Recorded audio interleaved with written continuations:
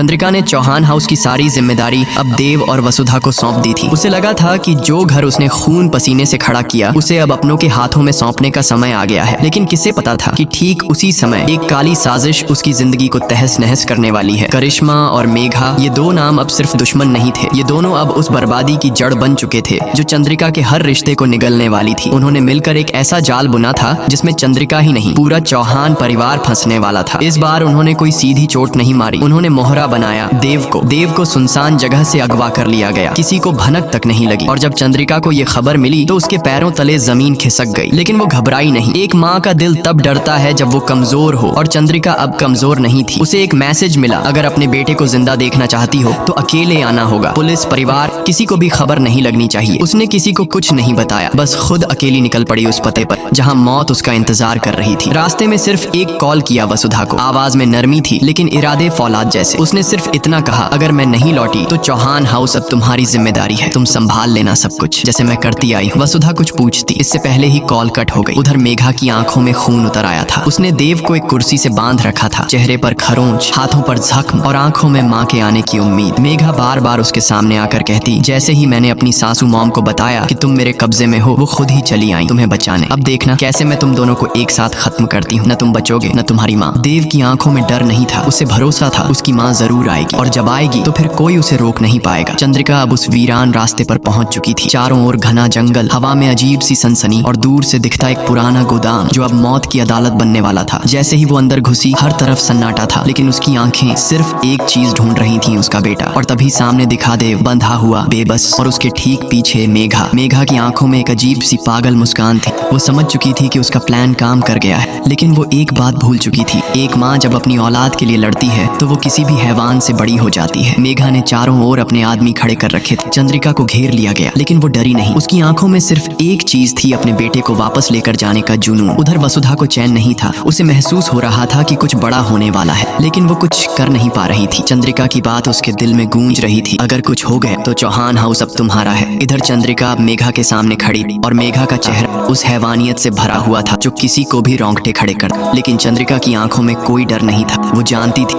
ये उसकी आखिरी लड़ाई हो सकती है, पर हार उसकी किस्मत में नहीं लिखी। एक माँ की आंखों में जब आग होती है तो सामने खड़ा शैतान भी कांपने लगता है। मेघा ने बहुत कोशिश की चंद्रिका को झुकाने की, उसे डराने की, लेकिन हर बार नाकाम रही। चंद्रिका ने एक एक कर सारे हथियारों को नाकाम कर दिया। उसकी हिम्मत, उसकी चालाकी, और सबसे बढ़कर उसकी माँ की ममता अब मेघा के पूरे प्लान को तबाह करने लगी थी। अब यह सिर्फ एक किडनैपिंग नहीं रही थी, अब यह एक माँ और एक हैवान के बीच की आखिरी लड़ाई बन चुकी थी।